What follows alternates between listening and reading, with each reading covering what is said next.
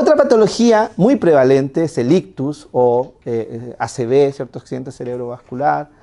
Y lo interesante es qué sucede en los pacientes con ictus. Primero, tienen una debilidad de los músculos respiratorios producto de la lesión, ¿cierto?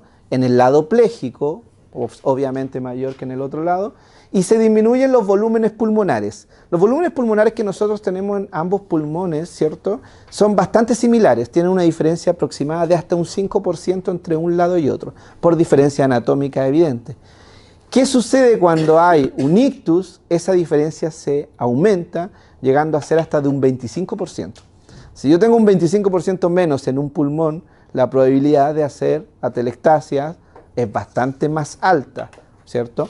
Por eso se produce una disminución de volúmenes pulmonares. También se afecta la tos, no solo porque el paciente ya no puede cerrar bien la boca muchas veces para toser, sino que se afecta sobre todo la fase de aumento de la presión. Cuando voy a hacer el esfuerzo inspiratorio y eso afecta, generalmente aumenta la morbilidad respiratoria. Y esto asociado a la espasticidad propia de la patología y las contracturas presentes, generan una alteración ventilatoria restrictiva que fundamentalmente tienen que pensar en que es un pulmón con menos volumen, ¿ya?, desde el punto de vista de la espirometría. Lo interesante es que se ha demostrado en un grupo de La Coruña, de Analista Paz, han mostrado que está relacionado con ciertos parámetros funcionales la fuerza de los músculos respiratorios, la Pimax en este caso, está relacionada con la distancia caminada en el test de marcha de 6 minutos. Lo que parece ser bastante evidente, sin embargo, se muestra a nivel de la literatura con una correlación que existe esta correlación de manera verdadera tanto para la PIM, músculos inspiratorios, como para la PEM de los músculos expiratorios, ¿ya? Y es por eso que en la literatura se ha buscado si existe una mejoría en los parámetros respiratorios con el entrenamiento de los músculos.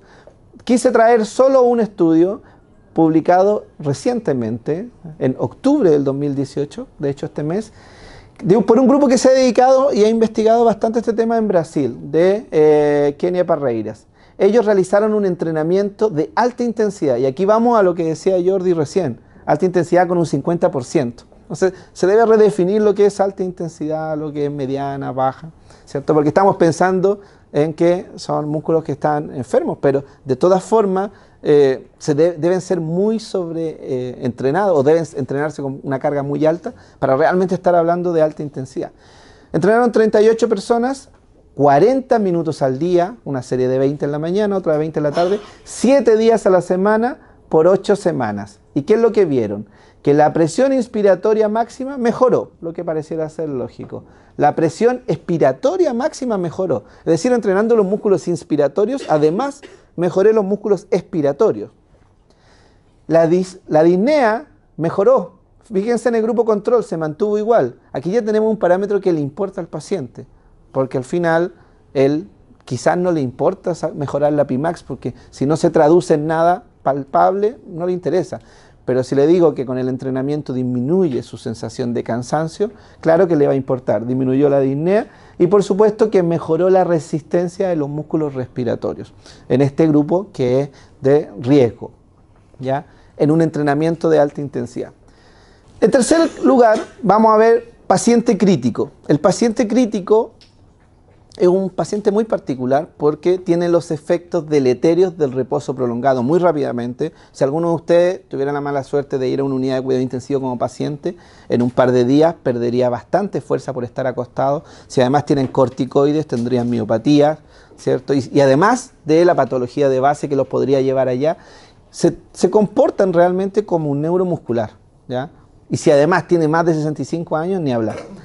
¿Qué sucede en el sistema respiratorio y los pacientes críticos? Bueno, tenemos un paciente que está absolutamente sedado, conectado a ventilación mecánica, recibiendo drogas vasoactivas, está con un tremendo desacondicionamiento que se produce muy rápidamente y con inactividad, ya que no puede hacer ninguna actividad física. Por eso ahora hay protocolos de rehabilitación precoz que están bastante exitosos. Y se van perdiendo todo tipo de fibra muscular. Aquí ni siquiera hay que pensar en si son resistentes a la fatiga o no. Va perdiendo fibras musculares a una velocidad importantísima, Fíjense cómo va disminuyendo a medida que va aumentando la ventilación mecánica en horas, va disminuyendo la presión que es capaz de generar el diafragma y por consiguiente va disminuyendo la fuerza de los músculos inspiratorios. No solo por el reposo prolongado, sino que también por las drogas, como les dije. Lo interesante de esto es que sí se ha demostrado que el entrenamiento de los músculos inspiratorios puede ser beneficioso para mejorar ciertos parámetros que aquí sí que se traducen en costes. En este estudio, muy interesante, de junio del 2018, como verán, solo les he mostrado artículos del 2018, está muy en boga el entrenamiento de los músculos inspiratorios. De Verona, seleccionó 28 estudios, 8, y aquí hay diferentes contextos, porque tenemos los que están con ventilación mecánica, en la UCI propiamente tal, tenemos aquellos que cuesta sacar del ventilador, porque tienen algún factor de riesgo, alguna patología crónica, y están aquellos que ya fueron extubados, pero que eventualmente están todavía en la UCI, pueden tener traqueostomía, y lo interesante es que de los 28 estudios seleccionados, estudiaron 13 con fuerza, entrenaron 11 con resistencia, 4 no los clasificaron, ¿ya? Pero en general hay entrenamientos mixtos.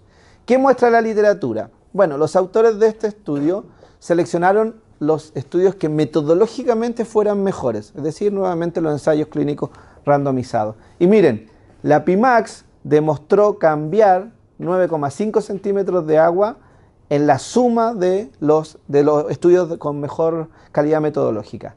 La fuerza de los músculos expiratorios, nuevamente sin ser entrenada, así de manera dirigida, sino que como consecuencia del entrenamiento de músculo inspiratorio, también mejoró. Pero lo interesante es que la duración de la ventilación mecánica en el grupo entrenado mejoró casi 5 días. ¿Cuánto significa 5 días en ventilación mecánica? No solo hay que pensar en el coste económico, sino que en el coste de las secuelas que pueden tener estos pacientes. Y la duración del proceso del retiro de la ventilación mecánica, es decir, desde el momento en que comenzó, en el momento en que decidimos, desde ahora en adelante le vamos a retirar el ventilador, hasta que efectivamente se retira, es decir, el weaning o el destete, disminuyó 3,2 días. ¿Ya? Ese es un grupo que claramente se ve beneficiado del entrenamiento de los músculos respiratorios. Ahora, este grupo, ya vamos a ver, los protocolos son bastante menos exigentes, porque son una población que está mucho más deteriorada. ¿Qué sucede? Por otro lado, un grupo muy relacionado con el paciente crítico, con aquellos que están en riesgo de hospitalización prolongada, es decir, tenemos pacientes que llegan a las unidades que pueden tener un cáncer extenso, una pancreatitis, un paciente que está ingresado en una sala de medicina general o de intermedio, que probablemente va a ir a cirugía y que la probabilidad de ir a unidad de cuidado intensivo es muy alta, es decir, lo que decía Jordi, prehabilitación en la práctica. Es bien interesante lo que sucede porque hay un grupo brasileño que realizó un estudio con 31 pacientes intervenidos versus 34 control, con entrenamiento solo al 50% de la presión inspiratoria máxima, con 30 respiraciones 2 veces al día por 4 semanas. Y la PIM mejoró de 57 a 87. Esto fue significativo. La ventilación voluntaria máxima no mejoró, es decir, mejoró, pero no fue significativo. El Bartel también mejoró, que es una evaluación en la práctica de funcionalidad, y el FIM no mejoró significativamente. Lo interesante de esto es que los días de hospitalización para el grupo con IMT fueron de 35 versus 41 en el grupo que tuvo la misma, se utilizó la Power Breath, en una con carga y en la otra le sacaron el resorte para que no diera carga. 42 días, es decir, 7 días menos. Si multiplican por 100 pacientes, 700 días menos. Los pacientes intubados, acá solo fue el 15%, acá el 42%. La mortalidad hospitalaria, acá fue el 6%, acá el 29%. La debilidad muscular, el 7% versus el 21%. Los eventos adversos no variaron. ¿Cuáles son estos grupos de pacientes? Pacientes con ictus, con tumores cerebrales, sepsis, neumonía, cirugía abdominal, tumor espinal, revascularización, en proporciones iguales, es decir, habían 3 en uno, 3 en otro, no era un grupo que, por ejemplo, el que anduvo mal eran solo tumores, no era así, sino que bastante similares los grupos. ¿Ya? Ya finalizando, y para ver cuáles son las cargas de entrenamiento que ha mostrado la literatura que producen beneficio, porque si buscan en la literatura van a encontrar cargas desde 20 hasta el 100%, pero los que han mostrado mejorar los resultados son en enfermedades neuromusculares. En general, los estudios van de 30 a 60%, ¿ya? De 30 a los más antiguos y de 60 a los más nuevos. Eso quiere decir que hay una tendencia que va hacia aumentar las cargas, excepto en la distrofia muscular de Duchenne, con un tiempo que va de los 15 a los 30 minutos. En el paciente crítico también 30 a 50%, pero aquí hay una diferencia, porque el paciente crítico no lo puedo tener 40 minutos al día entrenando, porque está crítico, obviamente. Pero sí, aquí se utiliza bastante el entrenamiento por repeticiones. Los estudios que menos han utilizado son 24 repeticiones al día, es decir, 3 series de 8. Los que más han utilizado, 72 repeticiones, y en este caso al 50% de la P-Max. Hay solo un estudio que reportó tiempo, es decir, 5 minutos de entrenamiento, ¿ya?